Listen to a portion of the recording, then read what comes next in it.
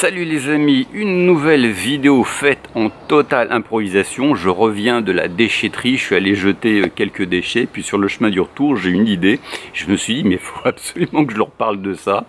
Donc voilà, je voudrais vous parler aujourd'hui d'un sujet qui est extrêmement important, qui est tout simplement ne compliquez pas l'évangile. Et l'une des raisons pour laquelle bien des gens sont dans une totale confusion, tout sujet confondu, eh bien c'est qu'ils complique l'évangile, et notamment sur le sujet de la guérison. Et un bon moyen pour savoir si nous sommes dans la vérité, quel que soit le domaine, eh bien, c'est de savoir si nos croyances sont simples, si notre doctrine est simple.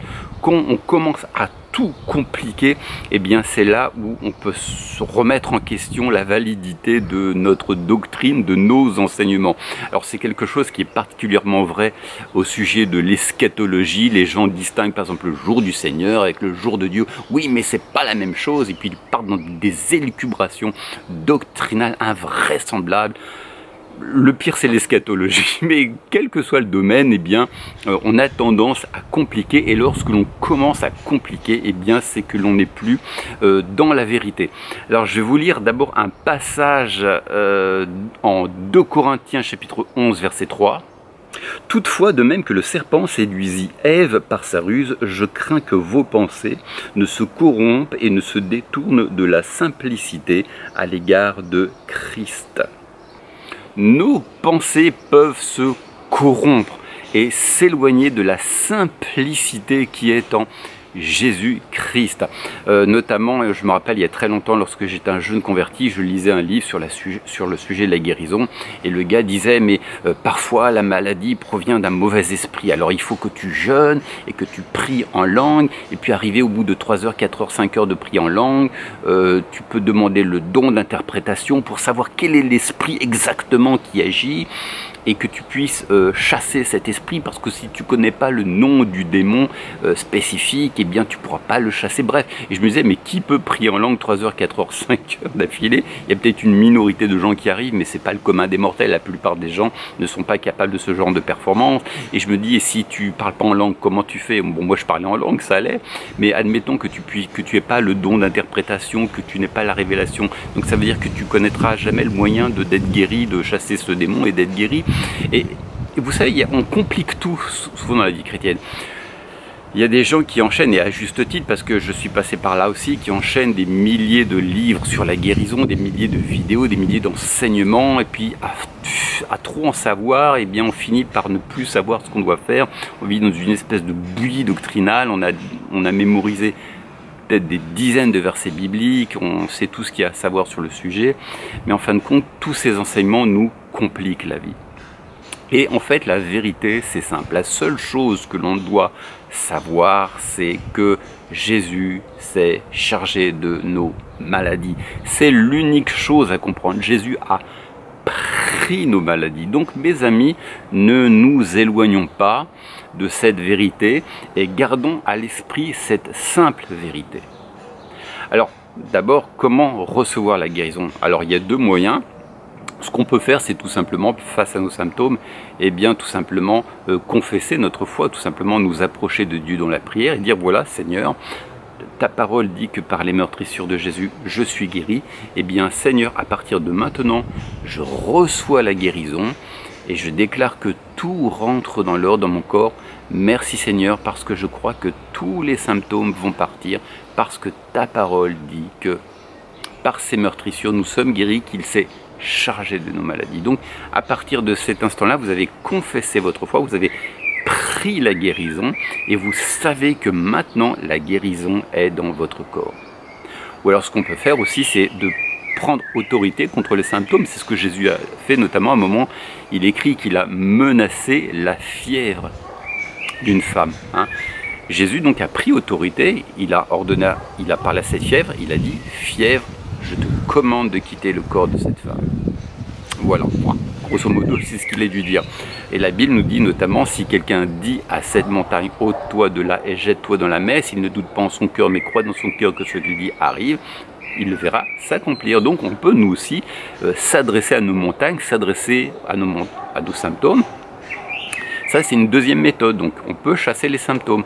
Par exemple, vous prenez autorité contre les symptômes rhinopharyngés, contre les calculs, je ne sais pas quoi. Vous ordonnez à ces calculs de partir. Et voilà. Et des fois, ça peut partir instantanément. S'ils ne partent pas instantanément, ça ne sert à rien de répéter encore et encore et encore. Mais vous croyez que dès cet instant-là, vous avez reçu la guérison. Voilà. Mais donc c'est vraiment très simple, soit vous prenez votre guérison, soit vous menacez les symptômes, mais à partir du moment où vous avez pris position, vous savez que vous êtes guéri. Et la seule chose qui doit occuper votre esprit, c'est que ça y est, c'est réglé. Jésus s'est chargé de votre maladie. Maintenant, vous pouvez être dans le repos de la foi, vous reposez sur l'œuvre accomplie de Jésus-Christ, mais il n'y a pas de connaissances étranges, bizarres à comprendre. Parce que des fois, on complique tout, voilà, il faut faire ceci, il faut faire cela, puis le royaume de Dieu, le monde spirituel devient compliqué. Non.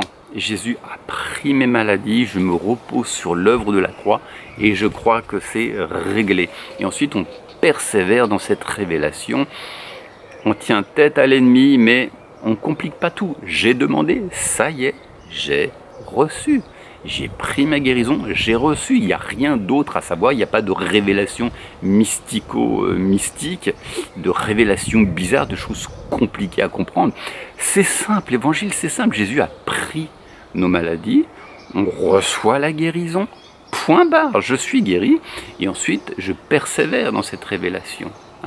Je protège mes pensées, je ne cède pas à l'ennemi qui voudrait m'amener à dire des choses contraires à ce à quoi je m'attends, mais je ne complique pas l'évangile. Je n'ai pas besoin de passer 10 heures en prière, de passer 10 heures en prière en langue, à faire des jeûnes pour chasser l'incrédulité, d'avoir des dons de révélation, de doctrine tarabiscotée, complètement tirée par les cheveux. J'ai pas besoin d'être un super-héros spirituel, j'ai pas besoin de connaître 300 versets de la Bible, j'ai pas besoin de comprendre les théologies les plus complexes, les doctrines les plus complexes sur les dons de l'esprit, sur la démonologie ou je ne sais quoi. La guérison, c'est quelque chose de simple, c'est simple. Jésus a pris mes maladies, point barre. Et je marche dans cette révélation. Jésus s'est chargé de mes maladies. C'est la seule chose que je dois savoir et persévérer dans cette révélation. Mais Dieu ne va pas vous apporter des révélations sur des révélations sur des révélations et toujours des révélations encore et encore et encore. Et puis on va creuser dans des doctrines les plus profondes pour être guéri. Non, Jésus a pris mes maladies, point barre. Je n'ai pas besoin de savoir d'autres choses. Vous savez, c'est comme le pardon comme le salut. Le salut, c'est pas compliqué. Moi, vous savez, j'ai été sauvé, j'ai reçu le salut, j'étais tout seul, personne ne m'a évangélisé.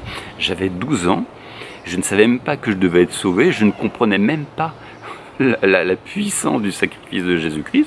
Mais j'ai fait une prière qui a duré peut-être 1 ou 2 secondes. J'ai dit, Dieu, si tu existes et si Jésus est ton fils, eh bien, je veux le recevoir.